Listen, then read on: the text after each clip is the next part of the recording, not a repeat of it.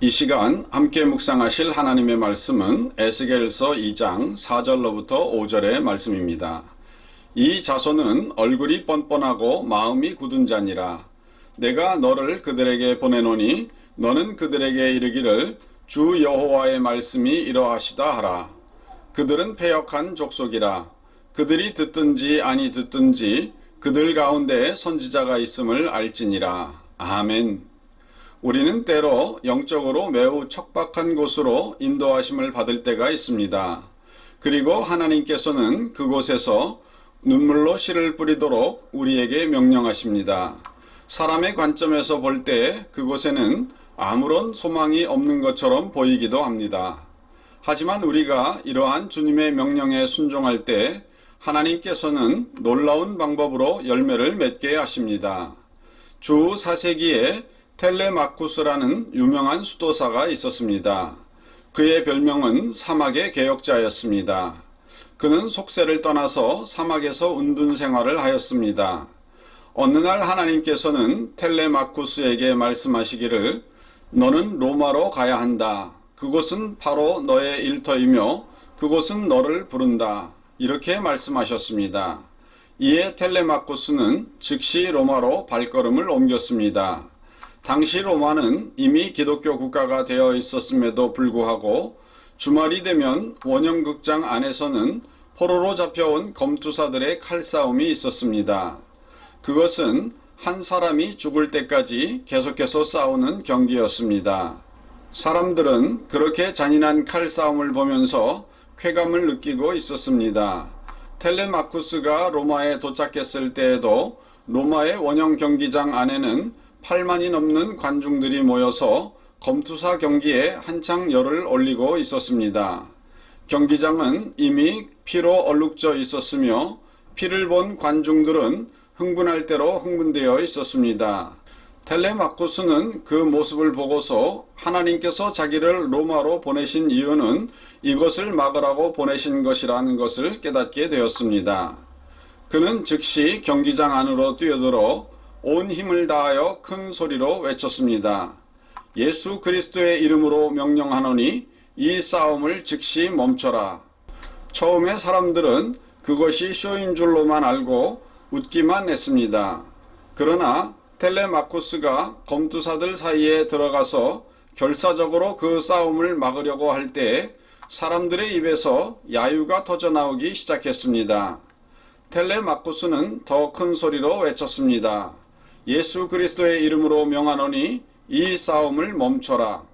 급기야 경기를 진행시키던 지휘관이 검투사 가운데 한 사람에게 텔레마쿠스를 먼저 처치해버리라는 손짓을 했고 번쩍이는 칼날 아래 텔레마쿠스는 피를 흘리면서 그 자리에 쓰러졌습니다. 하지만 그는 자기의 숨이 멈추기까지 계속해서 외치기를 예수 그리스도의 이름으로 명하노니 이 싸움을 멈춰라. 그리고 그 순간 경기장은 숙연해졌습니다.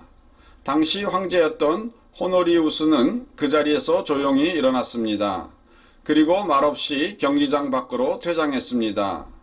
그의 뒤를 따라서 다른 사람들도 한 사람씩 두 사람씩 그 자리를 떠났고 나중에는 검투사들마저도 고개를 숙인 채 퇴장했습니다.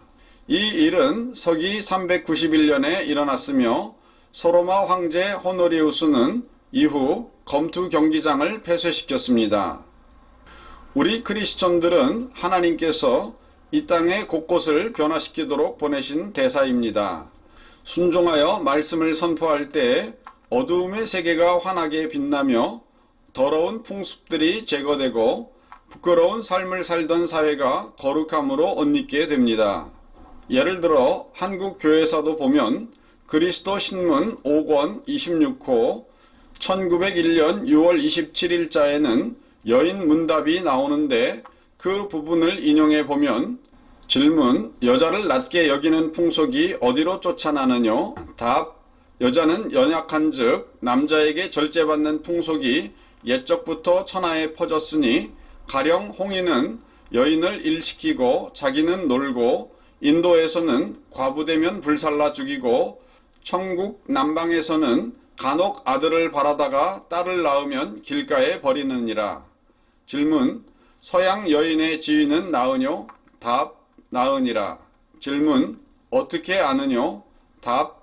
여자도 사나이와 같이 학당에서 교육을 받으니 자기 자녀를 잘 교육시키고 나라 일까지 다 공부하니 혹 여인이 왕이 되어 영국 왕후 빅토리아 같이 잘 다스리는 연곤이라. 질문. 서양 여인의 처지가 언제부터 그렇게 되었느뇨? 답. 예수의 가르치심을 받은 후부터니라. 그렇습니다. 하나님의 말씀이 들어가면 세상은 변하게 됩니다. 그러므로 하나님의 말씀을 가진 성도들은 하나님의 인도하심을 받아 말씀으로 세상을 아름답고 거룩하게 변화시키는 도구로 사용되어야만 되겠습니다. 오늘도 이렇게 사용되시는 주님의 일꾼 되시기를 주의 이름으로 축원드립니다. 다 같이 기도하겠습니다. 거룩하신 하나님 아버지, 우리 크리스천들 한 사람 한 사람은 하나님께서 이 땅을 변화시키도록 부르신 빛과 소금과 같은 존재입니다.